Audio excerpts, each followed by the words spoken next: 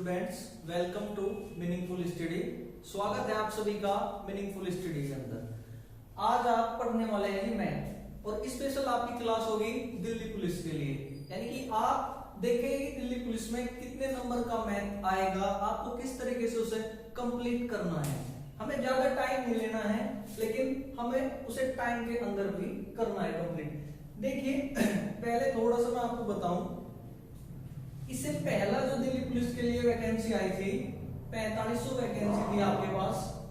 Overall India का जो test था उसकी आपने लिस्ट देखी होगी, सभी जानते होंगे 77 अक्रॉस 77 में भी वैकेंसियां पूरी नहीं हो पाई थी। अब की बार बड़ी भर्ती है आपके पास लगभग 5000, और अब की बार आपका जो एग्जाम है वो एसएससी कंडक्ट करा रही है।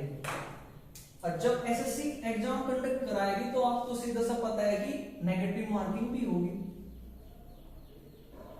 तो डियर स्टूडेंट्स, आपके लिए सुनहरा मौका है अब की बार दिल्ली पुलिस के लिए क्वालिफाई करने के लिए, क्योंकि एटलीस्ट 75 से 80 के बीच अगर आप मार्क्स लेके आए तो आपका सिलेक्शन कोई नहीं रोक सकता।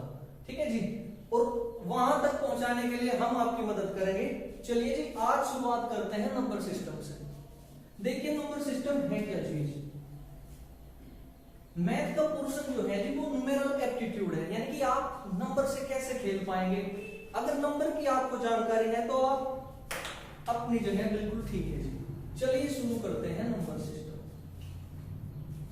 Number system dear student, Hindi वालों के लिए जानकारी बता दूं, संख्या पद्धति। और हम बाइलैंग्वेज चलेंगे, इंग्लिश वाले भी देख सकते हैं इसे, हिंदी वाले भी इजी से समझ सकेंगे। चलिए जी, नंबर सिस्टम। देखिए नंबर के अंदर सिस्टम तो बहुत सारे हैं, जैसे आप जानते होंगे डेसिमल सिस्टम,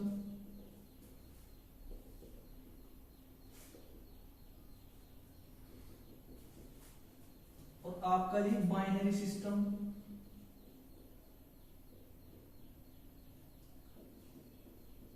ऑक्टाडेसिमल सिस्टम। लेकिन जी बहुत सारे सिस्टम ऐसे हैं जो नंबर से जुड़े हैं, लेकिन हमें फोकस किस पर करना, सिर्फ डेसिमल सिस्टम। आपके एग्जाम के हिसाब से आपको डेसिमल सिस्टम के बारे में जानकारी करनी होगी। चलिए ये शुरू करते हैं नंबर सिस्टम। सभी को पता होगा कि नंबर्स क्या है, क्या होते हैं नंबर। अब मेरे साथ बोलने का भी साथ साथ प्रयास करें, जैसे पता चले कि आप मेरे साथ पढ़ रहे हो। आप अपने कानों में ईयरफोन लगा के ऐसा महसूस करेंगे कोई हमें बिल्कुल लाइव पढ़ा रहा है, आप वीडियो ऑनलाइन ही देख रहे। चलिए जी, सबसे पहले बात करेंगे नेचुरल नंबर्स की। नेचुरल नंबर, क्योंकि आप भी प्रकृति में ही पले बड़े हैं, तो सबसे पहले बात करेंगे प्राकृतिक नंबर की। इनको बोलते हैं जी हिंदी में प्राकृतिक संख्याएं। चलिए लिख देता हूं, प्राकृतिक संख्याएं, समझ जाना। ठीक है जी, अब मैं पूछता हूं आपसे नेचुरल नंबर क्या है। हर कोई बोलेगा जी 1 2 3 4 5, चलते चले जाओ जहां तक आपको गिनती आती है। मैं कह दिया जी इनफाइनाइट, ये सिंबल होता है इनफाइनाइट, अनंत। यानी कि 1 2 3 से शुरुआत हुई नेचुरल नंबर्स की। लेकिन मैं पूछता हूं जी नेचुरल नंबर क्यों नेचुरल नंबर है। चलिए पुराने टाइम में आपने देखा होगी हम इतने बड़े हुए हैं किस वजह से भाई, हमारा पहला जो रूप था क्या था, आदि मानव। आदि मानव से हम थोड़ा चेंज हुए, थोड़ा और चेंज हुए, लेकिन आज के टाइम में आप देख रहे हो आप बिल्कुल एक स्मार्ट मैन की तरह वर्क कर रहे हो। कैसे? चलिए जी, उस समय जो आदि मानव थे वो किसी भी चीजों को देख के एक साउंड क्रिएट कर देते, जैसे 1 2 3, उन्हीं की साउंड को हमने कैच कर लिया और उन्हें सिंबल के रूप में रख दिया जी 1 2 3 4 5, 1 2 3 4 5। क्या किसी आदि मानव ने कहा कि 1.5 2.5? क्यों? ये चीजें हमने तैयार की है और हमें उन्हीं के बारे में जानकारी करेंगे नंबर सिस्टम में। यानी कि 1.5 क्या है, 3.5 क्या है, क्यों होता है जी ऐसा। चलिए जी, बात कर रहे हैं नेचुरल नंबर। कंप्लीट हुआ। अब देखो मुझे इसमें थोड़ी सी कमी दिखाई दे रही, आपको भी दिखाई दे रही होगी, कमेंट कर सकते हैं। चलिए जी, मैं इसमें 0 ऐड कर दिया, 1 2 3 4, और मैं चलता चला गया जी इनफाइनाइट तक। अब कमी महसूस हुई, संख्याएं कैसी हुई, संपूर्ण होगी, तो आपने इसे कह दिया होल नंबर। क्या कह दिया जी, होल नंबर, संपूर्ण संख्याएं। चलिए जी, बहुत अच्छी बात है। लेकिन क्या हम सभी संख्याओं को होल नंबर कहेंगे? देखो छोटा सा डिफरेंस, मैं कहूं 1 2 3 4 5 नेचुरल नंबर है, मैं यहां आपसे पूछा कि 1 2 3 4 5 क्या है, आप कहोगे होल नंबर है। क्या भाई मैं नेचुरल नंबर नहीं कह सकता? यहां भी तो आप नेचुरल नंबर पढ़ रहे हो। देखिए उस चीज को आप कैसे व्यक्त करेंगे, यानी कि आप इसे बोलेंगे ये क्या है जी, set of whole number. 11th का पार्ट है जी सेट, यानी कि आपके परिवार के जितने भी मेंबर हैं और आप एक जगह इकट्ठे हैं तो आप क्या है, set of a family member, यानी कि क्या है, set of a family member. तो ये जीरो इंक्लूड है इसके अंदर और ये चलता चला गया इनफाइनाइट तक, तो हम इसे क्या बोलेंगे, सेट ऑफ होल नंबर। चलिए बात आगे शुरू करते हैं। अब नंबर्स के बारे में हम बात कर रहे हैं, तो ये नंबर की मैं बात करूं तो आप रियल नंबर की बात करेंगे, रियल नंबर, वास्तविक संख्या।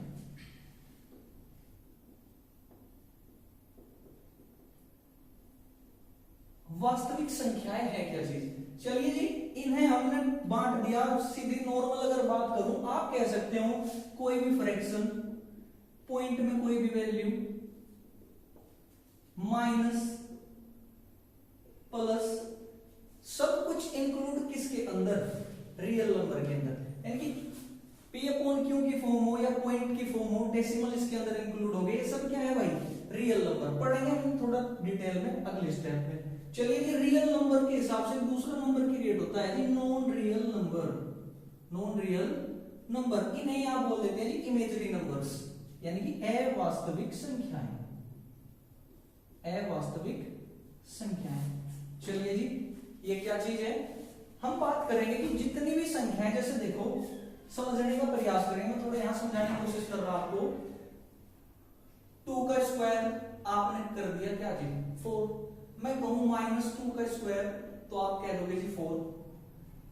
लेकिन जब आप 4 का अंडर रूट निकालेंगे तो क्या लिखते हो जी आप इसके सामने, +-2।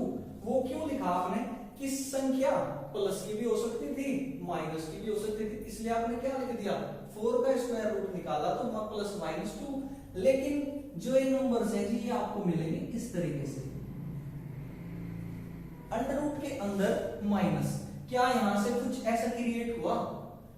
अब 4 की वैल्यू अंडर रूट में आप 2 कर दोगे, क्या किसी -2 का स्क्वायर तो 4 है प्लस के, लेकिन माइनस कैसे आया, नहीं आया जी, -2 -1 रूट के अंदर, यानी कि ये आयोटा वाली फॉर्म है जी। 11th का पार्ट है, हम इसे लिखेंगे i²,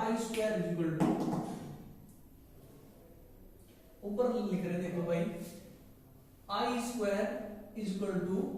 -1 और i √-1।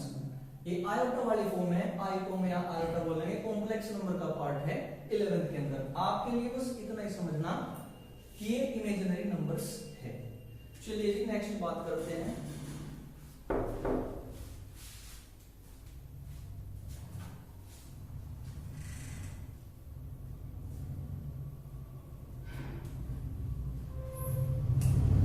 अगली अगर मैं बात करूं तो बात करते हैं जी rational number. Rational number, rational number क्या है जी, हिंदी वाले जानते होंगे, बिल्कुल बोल दो एक बार, परिमेय संख्या। अब परिमेय संख्या क्या होगी भाई, परिमेय संख्या कौन सी होगी, आप सभी के मन में सवाल पूछ रहा होगा कि ये तो हम जानते हैं। चलिए जी मैं बता देता हूं आपकी जानकारी के लिए, those numbers which can be written in the form of p upon q, यानी कि जो p अपॉन q की फॉर्म में, यानी कि जो नंबर p अपॉन q की फॉर्म में होंगे उन्हें हम क्या बोलेंगे, रेशनल नंबर। यानी कि जैसे p क्या है जी यहाँ न्यूमरेटर और q क्या है जी डिनोमिनेटर। हिंदी में बताऊं तो भाई जो भी संख्या आपको अंश बटे हर के रूप में दिखाई दे, जैसे 3/2, 2/3, 4/5, 6/7, ये सब क्या है, परिमेय संख्याएं तो है, रेशनल नंबर ये तो है। चलिए जी अब बात करेंगे, रेशनल नंबर तो आपने पढ़ लिया, लेकिन मैं कह रहा हूं जी आपको, जैसे 2/0 बाई p और q की फॉर्म तैयार हुई, क्या रेशनल नंबर है? अब सीधा सा जवाब है जी आपका जी नहीं, रेशनल नंबर नहीं है। क्योंकि हमने तब क्या बताया, थोड़ी सी कमी यहां महसूस हुई कि P अपॉन Q की फॉर्म में तो होंगे, लेकिन Q जो है वो जीरो नहीं होगा। Q जीरो नहीं होगा, इसलिए 2 अपॉन 0 यानी कि 2/0 रेशनल नंबर नहीं है। तो जिस बात का आप ध्यान रखेंगे कि किसी भी संख्या को आप 0 से भाग करोगे तो वो रेशनल नंबर नहीं होगी। अब मेरा छोटा सा क्वेश्चन है, अभी आपने नेचुरल नंबर्स पढ़े, n से मैं इसे डिनोट करता हूं जी 1 2 3 4 और अनंत तक आप चलते चले गए।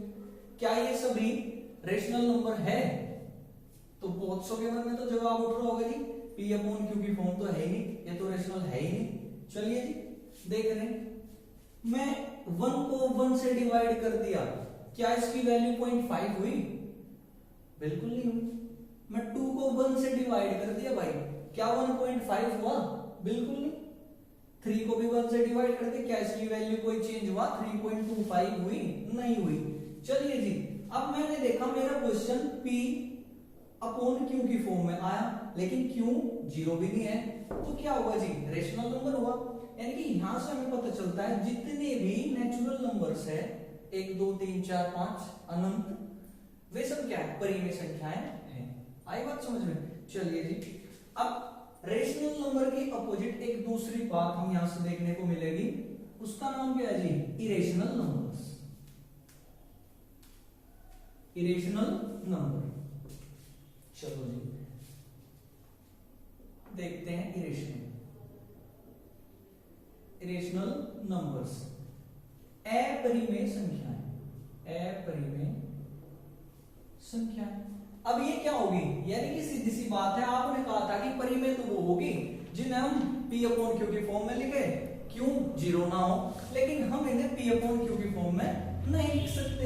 जैसे जी √2 √3 √5, ये सब क्या है जी? ये इरेशनल नंबर्स है। अब बहुत के मन में सवाल उठ रहा होगा, इसके अपॉन में 1 कर दे, क्या √2 की वैल्यू चेंज हो जाएगी? लेकिन नहीं भाई, जब हम इनका वास्तविक रूप देखेंगे तो एक पॉइंट में वैल्यू क्रिएट होगी, ये होगी non terminating non repeating terms. आप जब आप इसकी वैल्यू निकालोगे तो उस बिहाफ पे क्या होगी? Irrational number. एक बहुत ही अहम सवाल, पाई,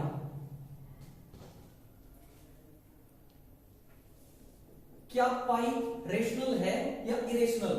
एसएससी ने एग्जाम पूछा था भाई, देख लो किस तरीके से क्वेश्चन आया। Find which one of these is irrational. 4 option थे जी आपके पास, 1 2 3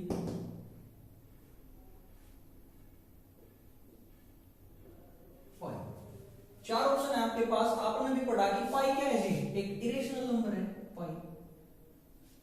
आपको ऑप्शन में क्या दिखाई दे रहा है जी? पाई। क्या आप 1 2 3 लगाओगे ऑप्शन में? नहीं जी। तो करेक्ट आंसर क्या होगा? पाई। ऑप्शन एग्जैक्ट नहीं है, लेकिन करने का तरीका आपको बताया जा रहा है किस तरीके से आप ऑप्शन चूज करेंगे यहाँ पे। चलिए जी बात कर रहे हैं, देखते हैं क्वेश्चन दूसरा किस तरीके से पूछा। कह रहा है कि निम्नलिखित में से, यानी कि 4 ऑप्शन आपके पास है, क्वेश्चन में कह रहा हूं कि निम्न में से कौन सी संख्या अपरिमेय नहीं है। चलिए जी 4 ऑप्शन आपके सामने है, 1 2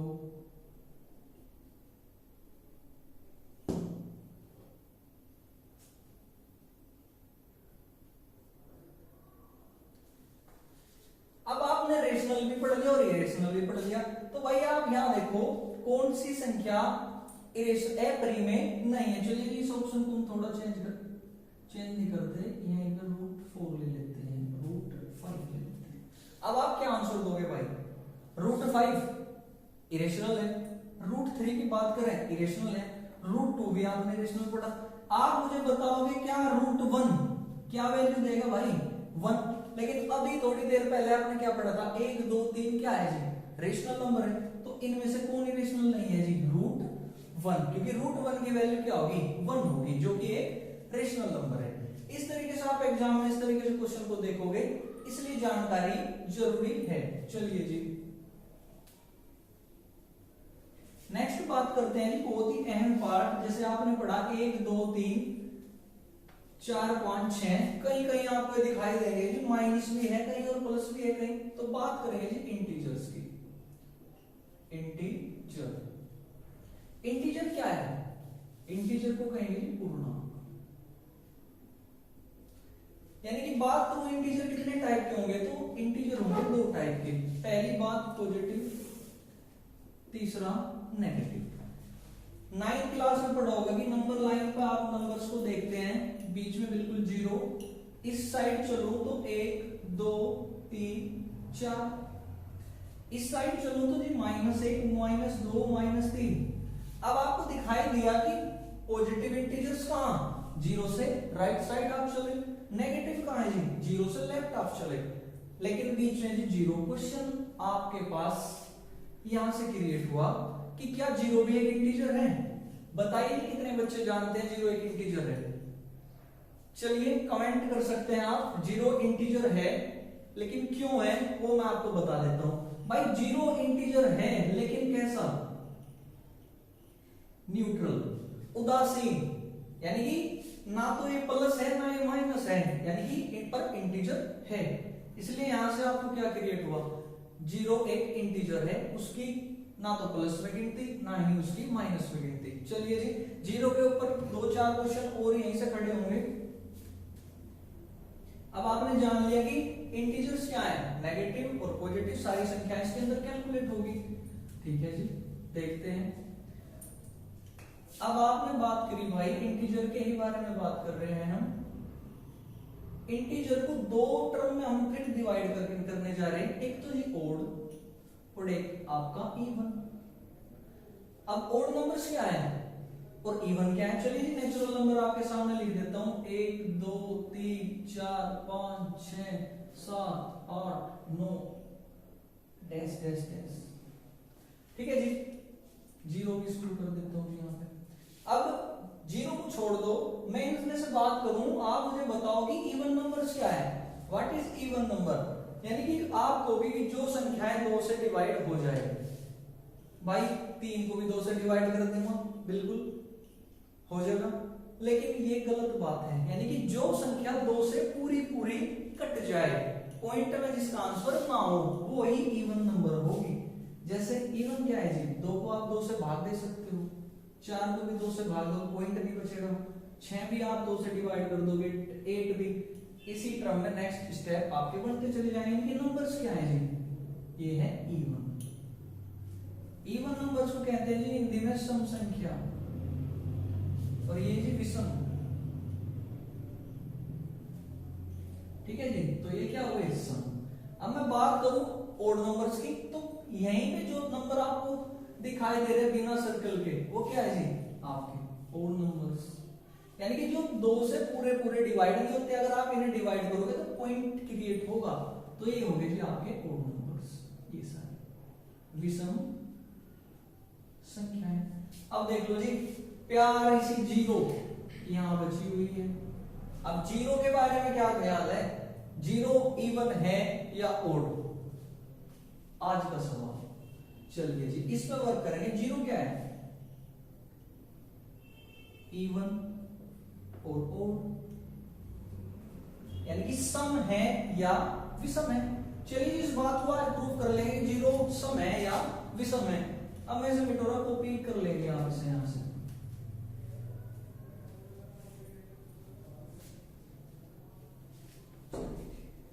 यही लिख देता हूं कुछ 0 सम है या विषम।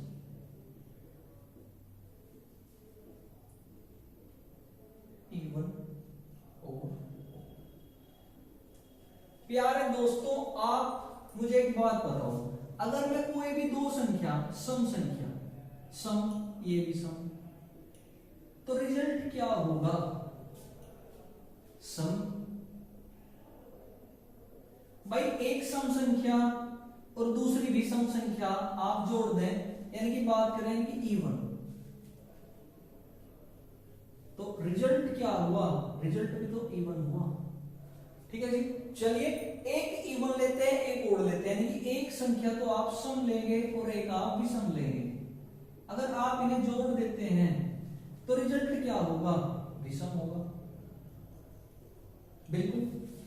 यानी कि इवन और यदि आप ओड संख्या आपस में जोड़ेंगे तो रिजल्ट क्या मिलेगा आपको। ठीक है जी, एक रिजल्टेंट ओड दिया होगा, क्या दोनों ही विषम हो, यानी कि दोनों विषम संख्या, ये भी विषम, ऊपर लिखता हूं जी यहाँ पे विषम संख्या, और जी ये भी विषम संख्या, आपने ऐड कर दिया तो रिजल्ट क्या मिला, सम संख्या, यानी कि ओड प्लस ओड आपको मिला इवन। ठीक है जी, आइए इस बात को प्रूफ कर रहे भाई। अब यहां देखो, सबसे पहली बात, जीरो को हम क्या मान रहे हैं, आप यदि जीरो को क्या कह रहे हैं जी, जीरो ओड है, तो प्रूफ कर लेते हैं जी ओड है या नहीं। यानी कि विषम की हम बात कर रहे हैं, जीरो क्या मान लिया आपने, आपने इसे विषम मान लिया, तो जहां विषम संख्या है वहां पे जीरो रख दिया भाई, जीरो। अब विषम कोई भी संख्या आप ले लो अपनी मर्जी से, चलो मैं 3 मान लिया भाई, 3 और प्लस 0, रिजल्ट क्या हुआ, 3 आया। लेकिन आप कह रहे थे जी सम, 3 तो ओड है, विषम है, तो बात जमी नहीं, यानी कि 0 विषम यहां से तो सिद्ध नहीं हुआ। हो सके या रिजल्ट, ये रिजल्ट गलत हो, दूसरे में चेक करें भाई, जहां पे आपको विषम दिखाई देता है यहां पे दिखाई दे रहा आपको। चलिए जी 0 को मैं विषम मान लिया और इवन मान लिया, कोई भी संख्या, जैसे 4 ले लूंगा यहाँ पे, 4 2 8 जो भी आप मान सकते हो, 4 और 0 को जोड़ के क्या आएगा भाई, 4। लेकिन रिजल्ट कैसा होना चाहिए जी, ओड, लेकिन ये तो रिजल्ट हमारा क्या हुआ, सम आया, यानी कि इवन आया, तो रिजल्ट ये भी गलत हुआ। यानी कि यहां से हमें पता चला कि 0 क्या है, ओड तो है ही नहीं बिल्कुल भी, लेकिन इवन पे ट्राई करेंगे, क्या इवन हो सकता है, देखिए जी,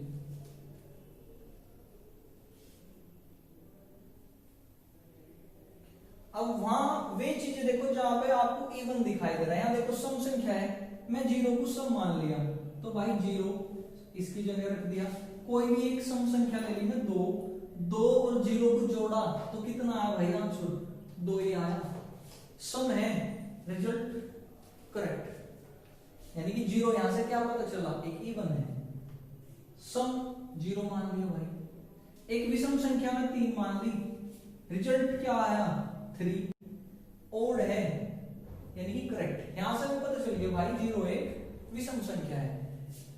0 को विषम प्रूफ करने के लिए, यानी कि सम प्रूफ करने के लिए हम नंबर लाइन का भी सहारा लेंगे। चलिए देखते हैं, आप इसे नोट कर लेंगे, यहां से दूसरी बात को भी हम देख रहे हैं और फिर आगे बढ़ रहे हैं।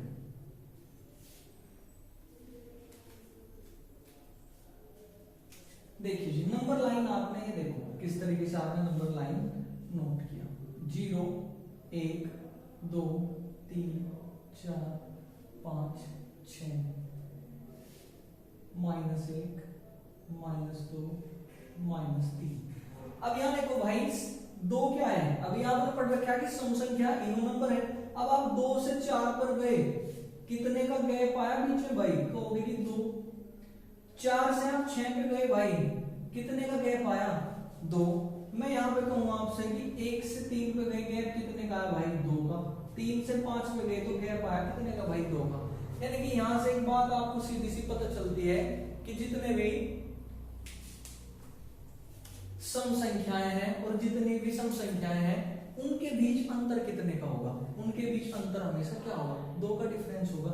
चलो भाई, अब यहां देखो 0 पे आने की हम बात कर रहे हैं 2, यानी कि 0 से 2 तक का गैप कितना है भाई, सिर्फ 2 का ही गैप है।